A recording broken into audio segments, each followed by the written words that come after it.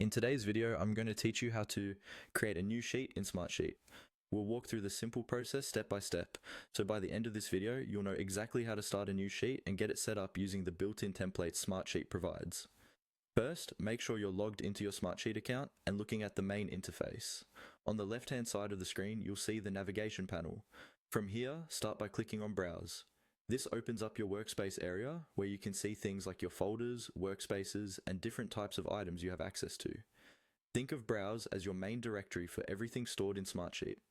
Once you're in the Browse section, look for the option labeled Sheets. Go ahead and click on Sheets. This filters your view so you're focused specifically on sheet type items instead of reports, dashboards, or other content.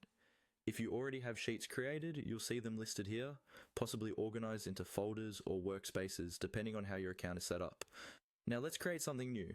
In the Sheets area, locate the option that says Create New Sheet. This might appear as a button or a plus sign, usually near the top or left side of the screen. Click on Create New Sheet. This action opens the starting point for building your new sheet, and from here, Smartsheet will guide you into choosing how you want that sheet to look and function. After clicking to create a new sheet, you'll be taken to the template gallery. This is where you can select a template. You'll see different categories such as project management, marketing, operations, or company management. Browse through these categories and choose the template that best fits what you're trying to do. For example, if you're tracking tasks, you might pick a basic project sheet. If you're managing ongoing work, you might pick something like a task list or a team tracker. Selecting a template helps you start with pre-built columns, sample formatting, and sometimes example rows, so you don't have to build everything from scratch. Once you've selected a template, Smartsheet will display on-screen prompts. Simply follow these prompts.